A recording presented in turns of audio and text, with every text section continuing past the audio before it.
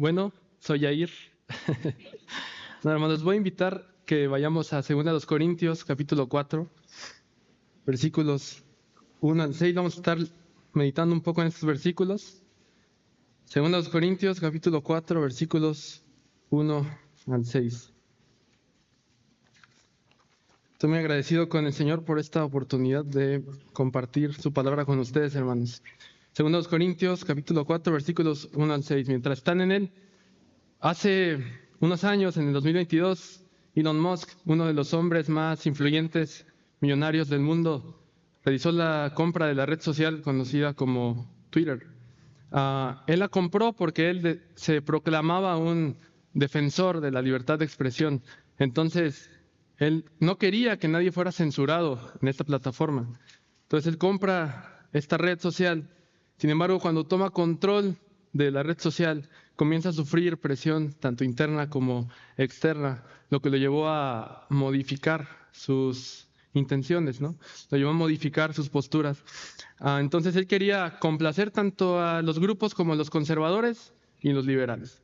Esto lo llevó a tomar algunas decisiones como bloquear ciertas cuentas o, en lo contrario, también quitar la restricción a algunas cuentas y también restringir algún tipo de contenido.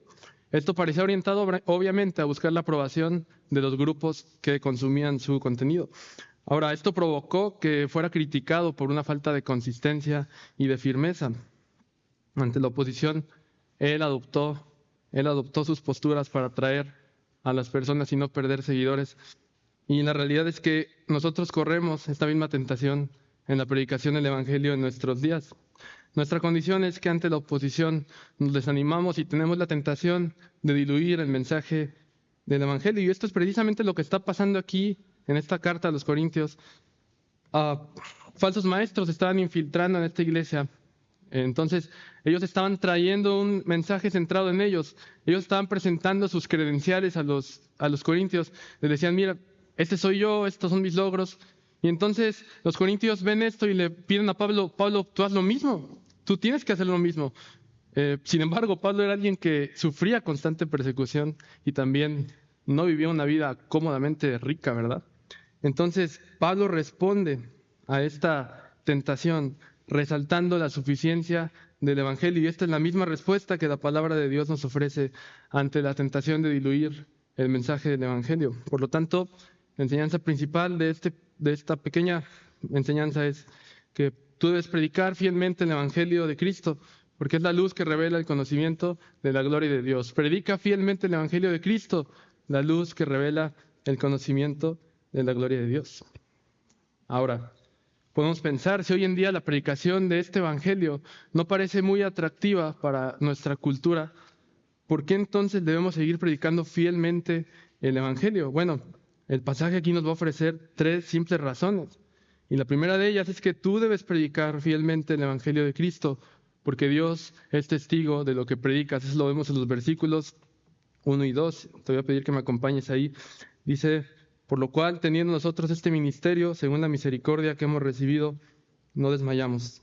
Antes bien, renunciamos a lo oculto y vergonzoso, no andando con astucia, ni adulterando la palabra de Dios, sino por la manifestación de la verdad, recomendándonos a toda conciencia humana delante de Dios.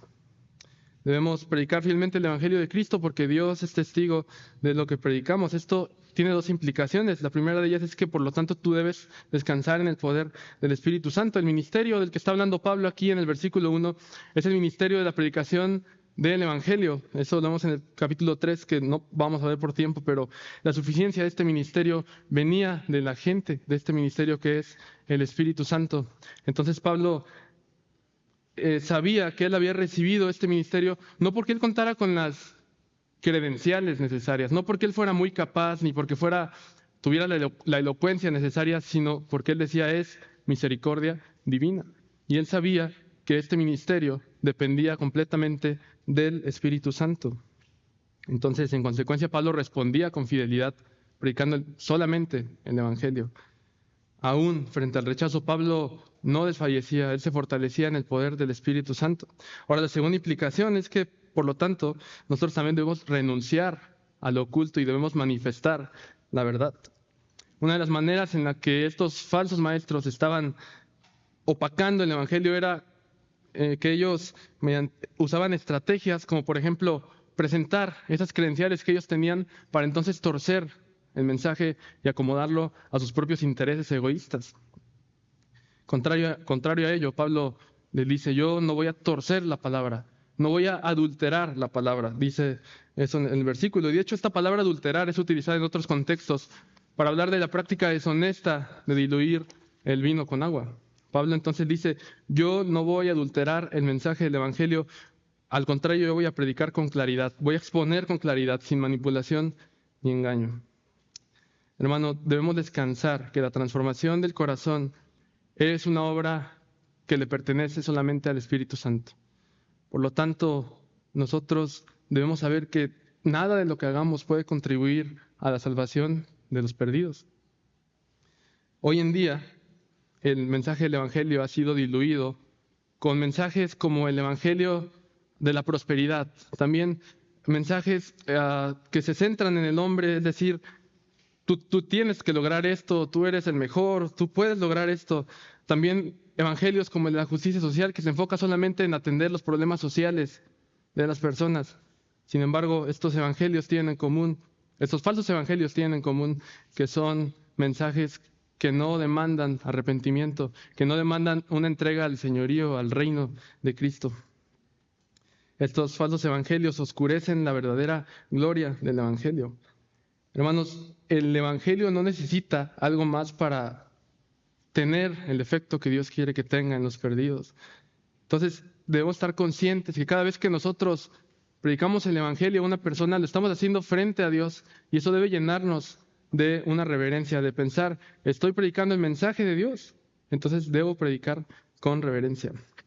Ahora, vimos que nosotros debemos predicar fielmente el evangelio de Cristo en primer lugar porque Dios es testigo de lo que predicas, pero la segunda razón por la que tú debes predicar fielmente el evangelio es porque el problema no está en su mensaje. Predica fielmente el evangelio de Cristo porque el problema no está en su mensaje.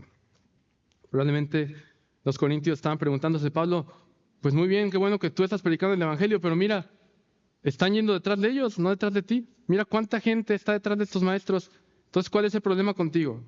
El problema está en el mensaje que predicas, seguramente. Tienes que actualizarte, tienes que modernizar el mensaje. Sin embargo, Pablo responde a esta objeción, o esta posible objeción, dándonos una respuesta.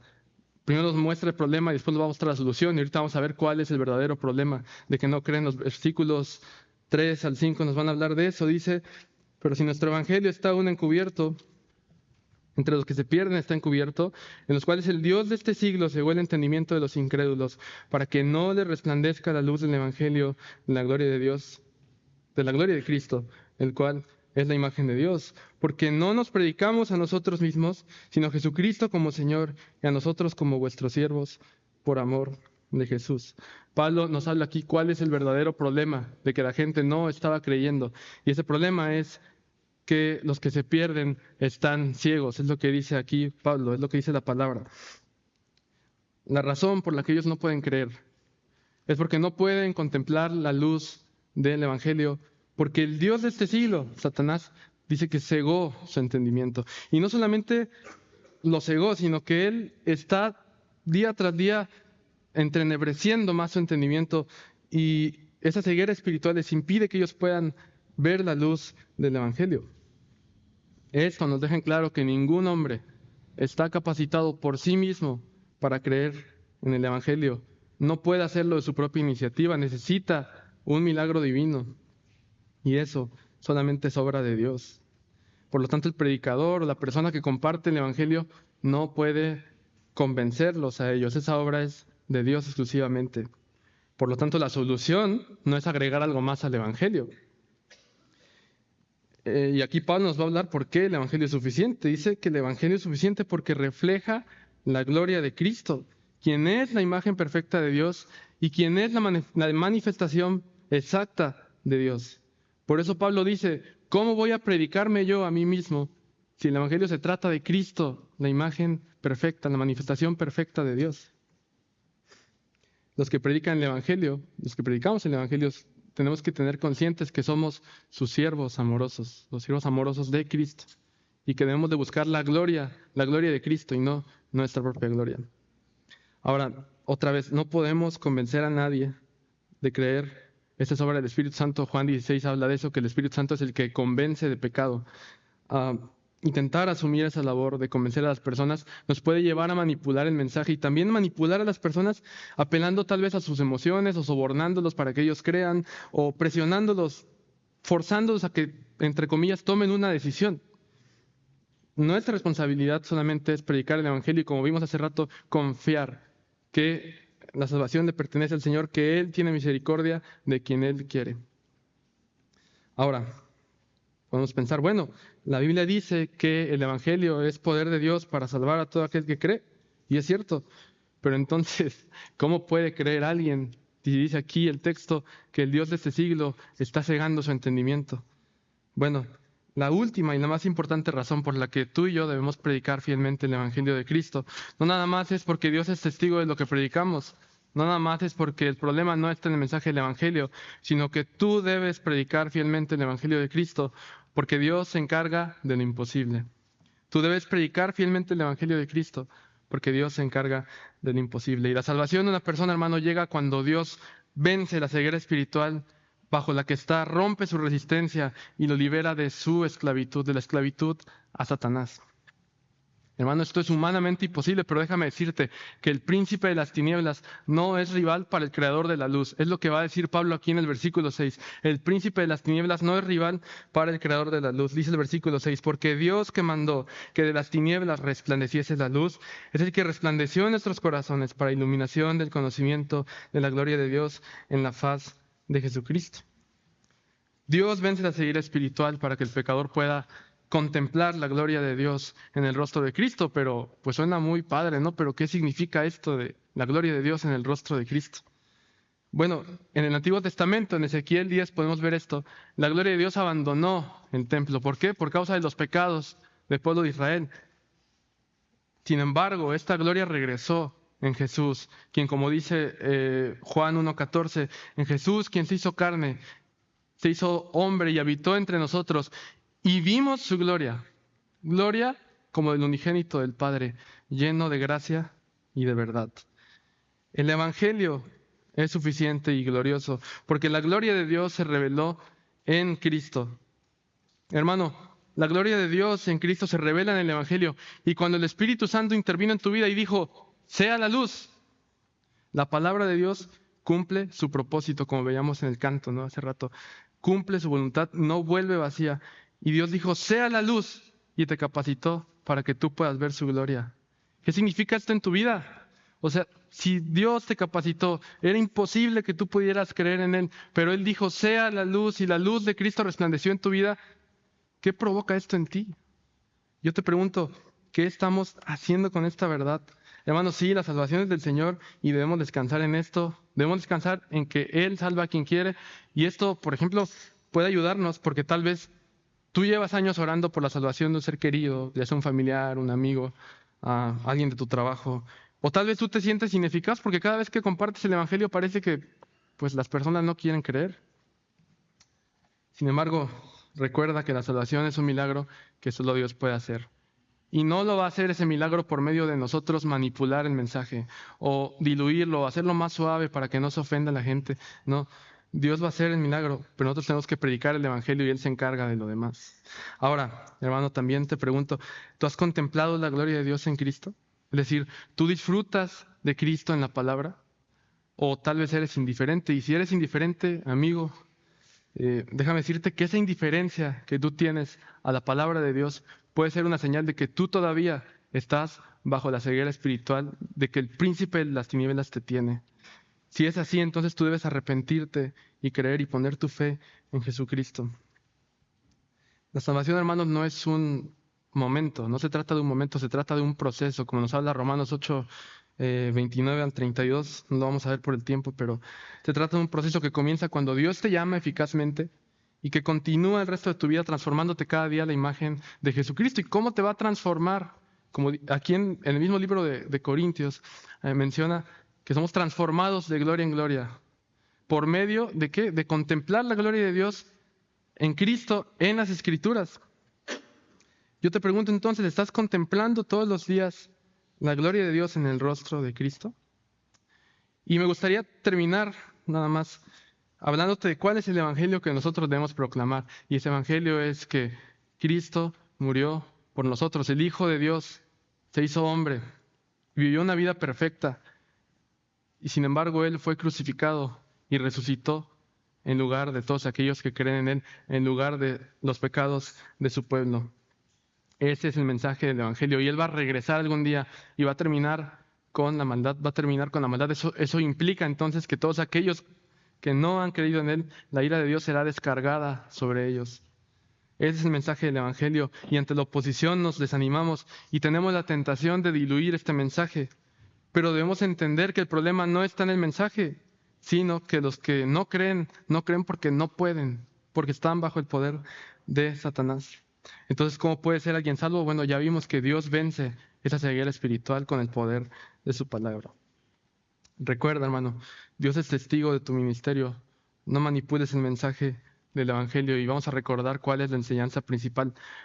La enseñanza principal, hermano, es predica únicamente el evangelio de Cristo, la luz que revela el conocimiento de la gloria de Dios. Y me gustaría que meditemos en las siguientes preguntas, hermano. ¿Tú estás siendo fiel en predicar el evangelio o estás diluyendo, estás suavizando el mensaje del evangelio? ¿Tú estás predicando el evangelio y estás confiando en la soberanía de Dios para salvar? Es decir, confía, hermano, descansa en que la salvación de tus hijos, la salvación de tu familia, depende completamente de Dios. Solamente tú encárgate de predicarles el evangelio.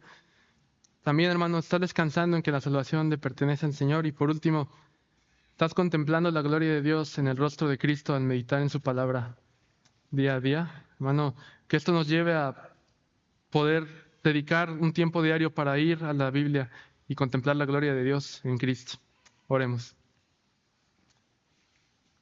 Señor, gracias por tu palabra, gracias porque tú te has revelado y podemos hoy mirar este texto, Señor, y gracias porque has decidido salvarnos, aun cuando nosotros estábamos incapacitados para hacerlo, Señor. Gracias porque también nos das el privilegio de poder predicar tu evangelio. Y te pedimos que nos ayudes a hacerlo con fidelidad, Señor, a predicarlo con fidelidad en nuestra comunidad, a predicarlo con fidelidad a nuestros familiares, la gente del trabajo, a nuestros vecinos, Señor.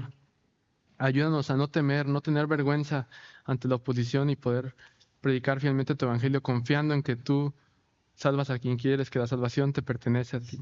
Oramos esto en el nombre de tu Hijo Jesús. Amén.